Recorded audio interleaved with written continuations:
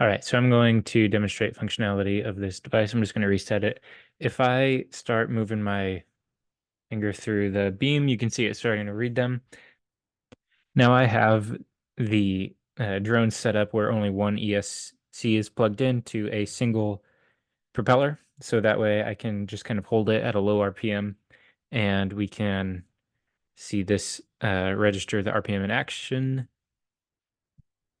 and get that set.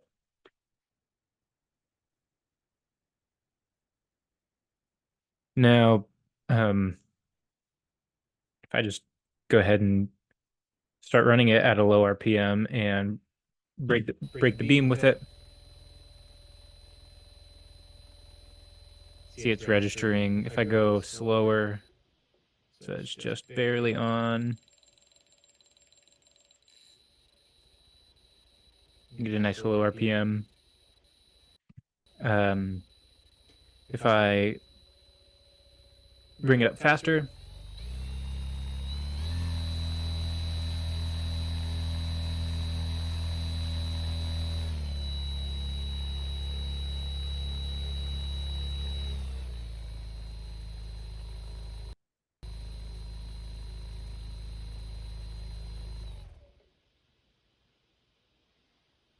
and there you have it.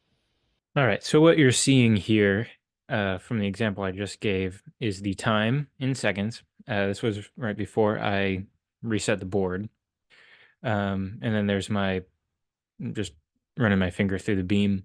And then this is the RPM printout at the time. This is with a comma separated so that I can copy and paste it into a CSV. All right, so looking at the code, some of the materials were given in class. I also looked up how to attach interrupts in general. For the Arduino Uno, it is a little bit different than what was given. In this case, you have to attach the pin to the interrupt, and I think on the Uno you only have pins 2 and 3 that you can do this with, the digital pins, but that's neither here nor there. So we supply power from the to the photodiode. This is the 5 volts that will go there. And then we set global variables for the RPM. This is all just one file that this is accomplished in. And now we have an interrupt. This is the interrupt service routine that's called when there's a change. And you can see that we disable the interrupt when we handle the routine because the blades are spinning fast and we don't want to have the interrupt call itself while it's in the middle of processing itself. And so when the photodiode has a significant change in voltage, specifically falling, so an object, you can have it set to changing. So when a object is passing in the beam, it will change on rising. That means something is going into the beam, and then falling when it's going back out. And in this case, without having to deal with the rising and falling, I just have it set to falling. And so when that happens, we log the RPM or the count of RPMs. That's this is one more pass through.